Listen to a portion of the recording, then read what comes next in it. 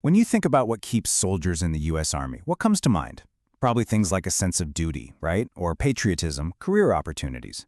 But what if one of the biggest factors, the most powerful retention tool the Army has, isn't a program or a bonus at all? What if it's something much, much closer to home? So that's the big question we're diving into today. Why do soldiers really choose to stay in? Well, it turns out the answer is tangled up with family. This isn't just about one person's career choice anymore. A lot of the time, it's a full-blown household decision. And our guide through all this is the incredible research of Dr.RRPh.D. Now, what makes his work so powerful is where he comes from. Before he was Dr. Rodas, he spent 15 years in the Army. And get this, he wasn't just a soldier. He was a recruiter, bringing people in, and then a retention NCO. You know, the guy whose literal job was to convince soldiers to re-enlist. So believe me, he has seen this whole dynamic from every single angle. Okay, so here's how we're going to break it all down. First, we'll look at his insider's investigation. Then we'll dig into the social and economic forces at play. After that, we'll decode the actual data he found. And finally, we'll talk about what this means for the future of Army retention. All right, first up, the insider's investigation. This is where Dr. Rodas really dug into the Army's own culture, all its family-focused programs and norms, to see if they create these subtle incentives that kind of nudge soldiers not only to stay, but maybe even to get married in the first place. So, how'd he do it? Well, he used a research method called directed content analysis. It sounds complicated, but it's pretty straightforward. He basically went through a mountain of Army policies, official documents, and academic studies with a fine-tooth comb, looking for any time they mentioned family, marriage, and a soldier's choice to stay or go. And he didn't just read them, he analyzed everything through 4 different lenses. Think of it like this. First, is it a smart money move for the whole family? Second, what's the give and take in the relationship between the soldier's family and the Army? Third, how hard does a family work to hold on to the benefits they've got? And last, how does the Army's entire culture shape a person's big life decisions? So that leads us right into our second section, the social fabric. This is all about how the day-to-day reality of Army life really can shape a soldier's personal life in profound ways. And a huge concept here is something called institutional socialization. I know, it's a mouthful, but the idea is actually pretty simple.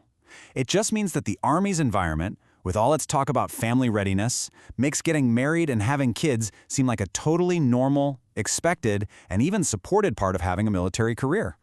And check out what this social analysis found. These are the key takeaways. First, the culture makes starting a family while you're in uniform feel completely normal. Second, a bit of a surprise here, all those frequent moves, they're actually linked to a higher chance of a soldier getting married. But the big one, the real kicker, is the third point. A spouse's attitude, whether they're supportive or not, is one of the single most reliable predictors of whether a soldier is going to stay in. And of course, that social piece is tied directly to the money, which brings us to our third section, the economic levers. We're talking about the financial push and pull that comes with being a military family. And this just lays it out so clearly, doesn't it? You've got these powerful forces pulling you to stay in.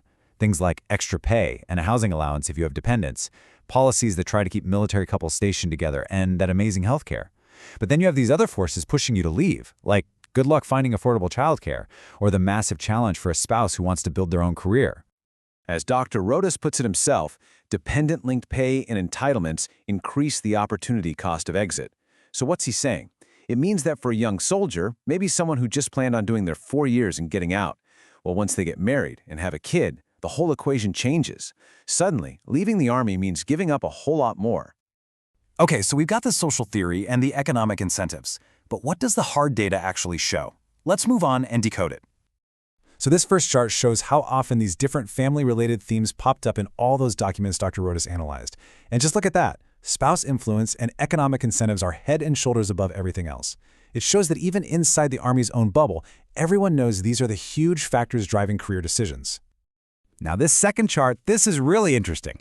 It shows whether these family factors were linked to retention in a positive way, a negative way, or somewhere in the middle. And the message could not be clearer. The overwhelming majority of these family issues had a positive or, at worst, a mixed impact on a soldier staying in. The whole system, it seems, is tilted toward keeping families in the service. So, this all brings us to our final and maybe most important section, rethinking retention. What do we do with all this information? What does it mean for the Army, for soldiers, and for their families?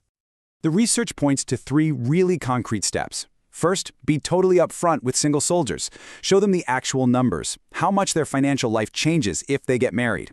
Second, make the process of leaving the Army way more spouse-friendly so that getting out feels like a real, workable option for the whole family. And third, just be transparent. Publish the real data on childcare availability at each base and the actual success rates for getting couples stationed together. And that leaves us with this one last huge question. Is this whole family-centric culture an intentional, carefully planned strategy to keep soldiers in uniform? Or is it just a powerful, maybe even unintended side effect of a system that was built to support military families? The truth is probably somewhere in the middle, right? But either way, it definitely changes how you think about why a soldier serves.